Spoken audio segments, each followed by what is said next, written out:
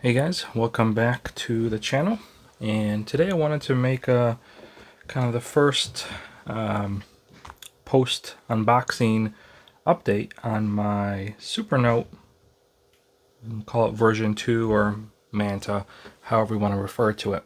So I've been using this device now for what, probably a good 2-3 weeks. So I've kind of got some impressions to share and kind of how it's been working out.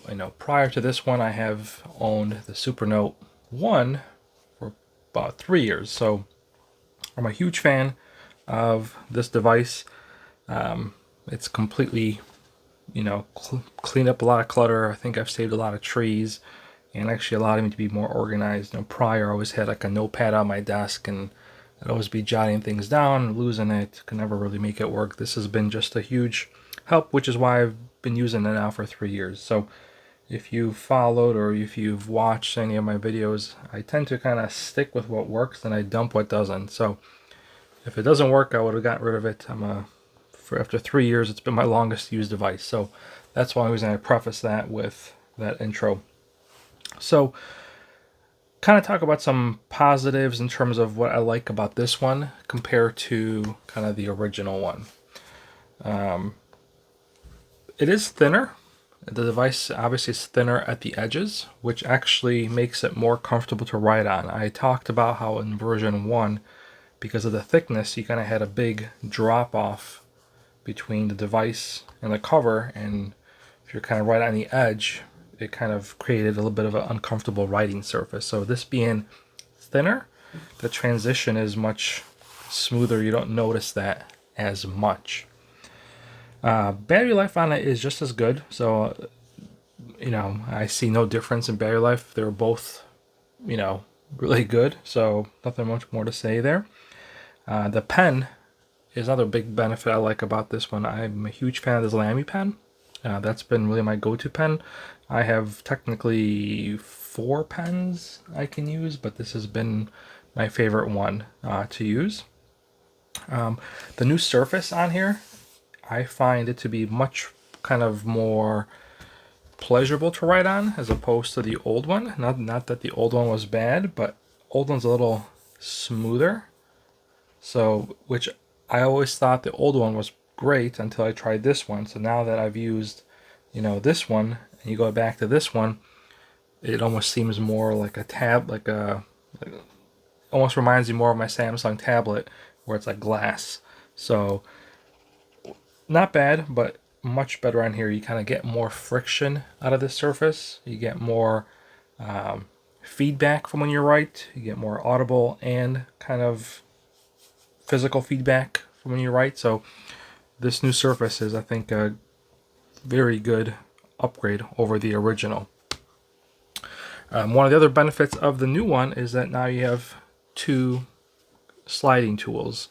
So this one, for example, is dedicated towards undoing or redoing. So for example, if you write something, you want to get rid of it, you can just hit undo or redo.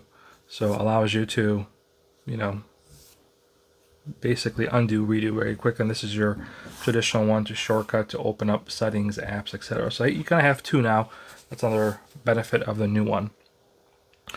Outside of that, it is kind of the same OS, same operating system, same kind of features and benefits. So there really isn't a whole lot more to distinguish between the 2 devices. In fact, if you have this device, should you upgrade to this one? It's a hard question. Would I, they're not cheap devices, so would I just cough up the money and buy this one if I had this one still? Maybe not, but if you can sell this one, then yes, I'd pay the extra, $100, $150 for the newer one. Especially because it's more modular, you get more life out of it. So the Supernote 1s you can still resell for a pretty good value, and then you can use that towards version 2. So I'm still hanging on to mine. I haven't sold it. I kind of like having both because one, I always leave one in my office. That's never leaves the house. It's in my office. But sometimes I like to have it other places, especially if I'm like doodling or just downstairs, So this one kind of will travel now. This one remains on site. And the nice part is that with the syncing technology, whatever you write in one, you sync, it'll be in the other one, vice versa. So it's all the notes and everything will kind of sync with the cloud, so they're both always updated, so you don't have to worry about maintaining two different file sets. So that's kind of why I still have two. I kind of like having two of them.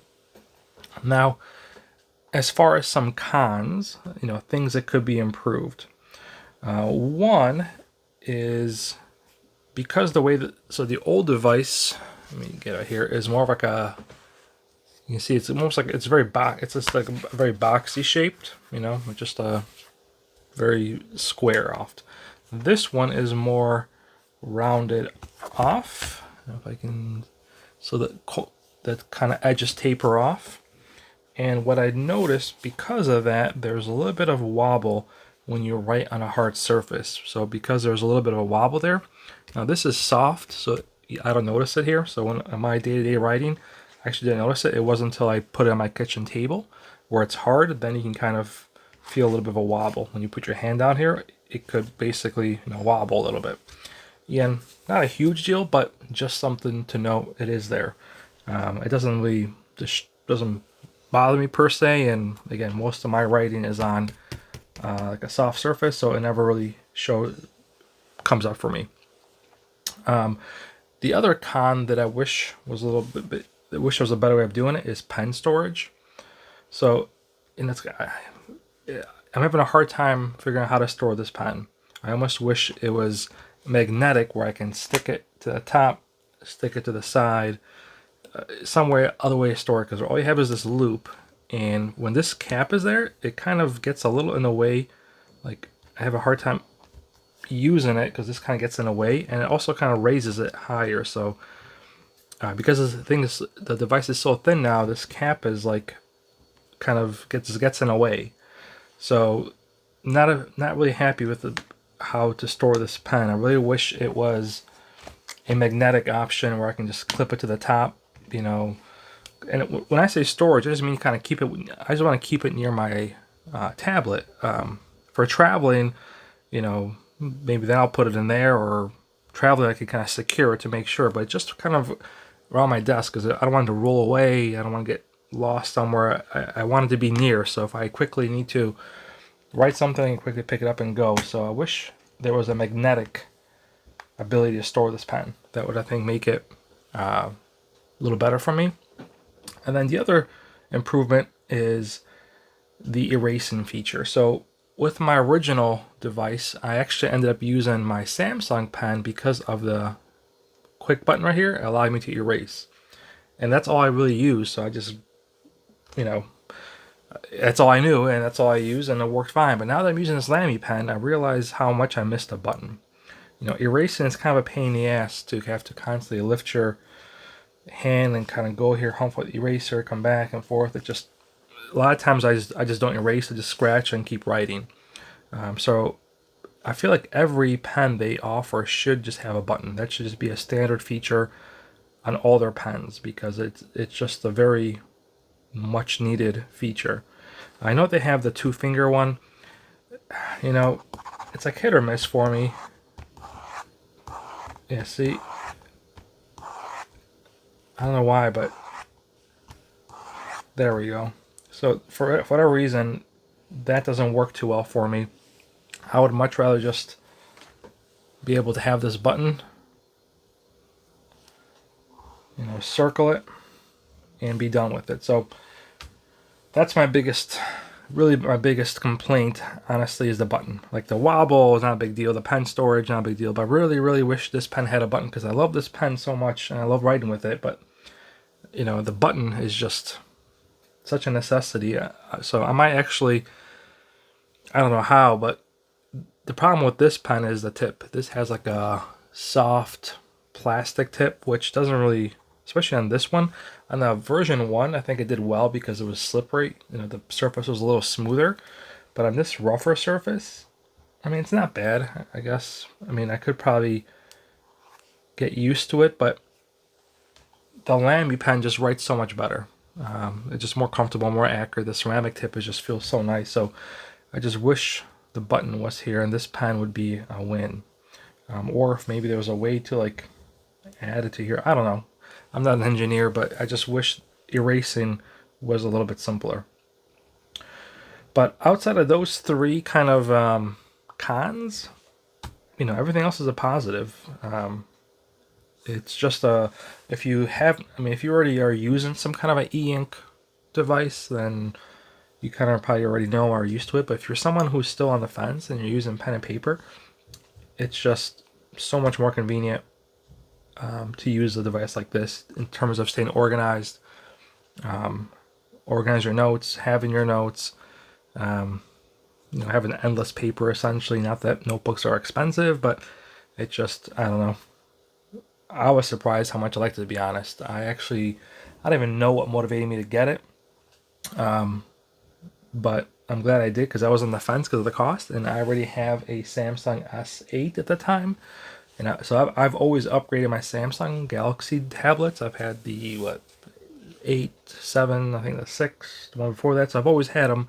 I even have the Note phone, which I'm filming on. So I'm a huge fan of the stylus. So I just never really I used the stylus on my phone, but on my tablet, the glass surface was really hard to type on. I was always shutting off, blah, blah, blah, blah, blah.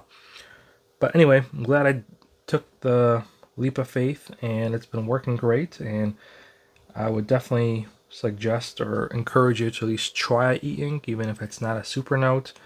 I think you'll find that it's a very nice experience to be able to write on an electronic device versus pen and paper. But that's it for this one. If you have any questions, let me know. What else can I quickly jump into here? Oh, the other feature I'll shout out, I've talked about this before, but the fact that you can add apps on here, I love it now. And this is not exclusive to version 2. Version 1 can do it as well. I know some people don't like that because they like this to be just like kind of a dumb device, like a paper replacement, which is fine. But for me, I like having the ability to get some apps on here, particularly news, because this is such a nice device to read on. So be able to pull up news articles for me is a very welcome bonus. Or looking at, I like to follow the market, so looking at news, although it's not working for every reason, Yahoo Finance is hit or miss. But yeah, regardless, but that's another big benefit of this device, I think, as well, is the ability to sideload apps. This kind of gives you more capability out of your device. But yeah, there's Yahoo Finance, so you can quickly read articles. So I'm a huge fan of this feature as well. But yeah, that is it for this video. So 2 weeks in, final verdict. I still give it the sound recommendation. 2 weeks with this one, 3 years total, and not much else I can say. So if I find anything else worth kind of interesting about this device, I'll definitely share it. Otherwise, I'll probably do another review maybe in a few months to see how the device is holding up. I expect it to do well, but if it doesn't, I'll definitely share it with you guys. And until then, thanks for watching, and talk to you another day.